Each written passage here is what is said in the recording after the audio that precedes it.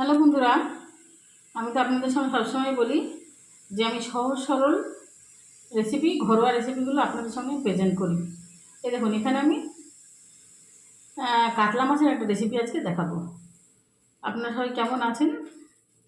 এই দেখুন, এখানে আমি 3 পিস কাতলা এভাবে নিয়ে নিয়েছি। এর সঙ্গে নুন হলুদ পরিমাণ মতো দিয়ে নিয়েছি। দিয়ে দেবো একটু কাঁচা সর্ষের তেল। কাঁচা সর্ষের তেল দিয়ে দিলাম।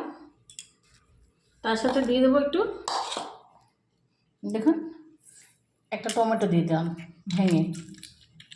দিয়ে দিলাম ছোটো সাইজের 3-4 টুকরো আলু।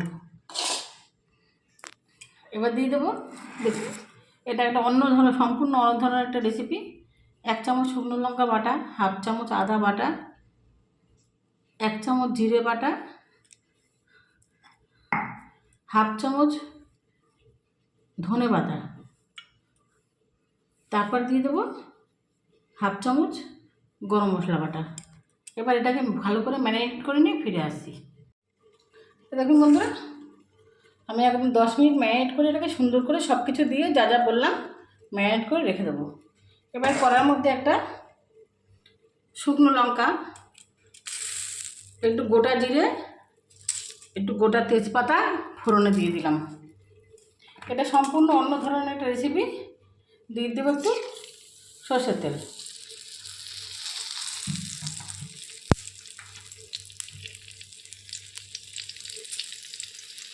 ভাজা ভাজা হয়ে যাক, তারপর ফিরে আসছি।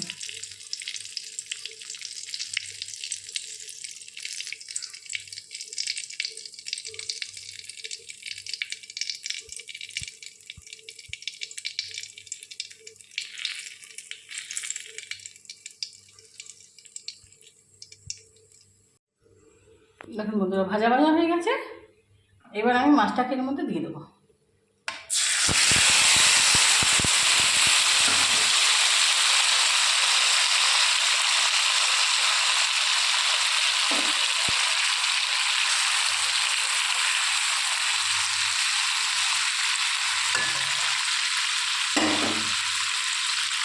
সম্পূর্ণ অন্য ধরনের একটা রেসিপি, পেঁয়াজ রসুন ছাড়া, অসাধারণ টেস্টি হয় এটা। এবার একটু কষানো হয়ে যাক, তারপর ফিরে আসছি।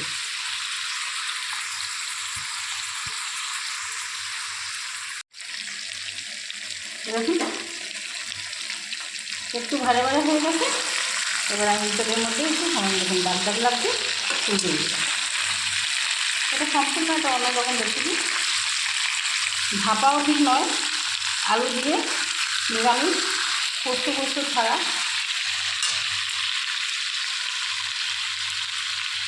দেখুন, এবার মশলার বাটি থেকে ছেড়ে দিয়েছে। এবার আমি ওই বাটি থেকেই দেখুন একটু জল নিয়ে এর মধ্যে দিয়ে দেবো। যেহেতু মোটা মোটা মাছ, একটু সিদ্ধতে সময় লাগবে। এবার কী করবো, এটাকে 10 মিনিট চাপা দিয়ে রেখে দেবো, দিয়ে ফিরে আসছি। এই দেখুন বন্ধুরা, ঢাকাটা তুলে নিয়েছি। এই দেখুন, মাছটা আমার পুরো সিদ্ধ হয়ে গেছে। একটু বেশি পরিমাণে জল দিয়েছিলাম, আপনারা দেখেছেন। একটা এত সুন্দর সেন্ট বেরিয়েছে। এরকম রেসিপি হলে না আর কোনো কিছু লাগবে না। দেখুন, অসাধারণ টেস্টি একটা রেসিপি। এবার আমি একটা পাত্রে নামিয়ে নিচ্ছি।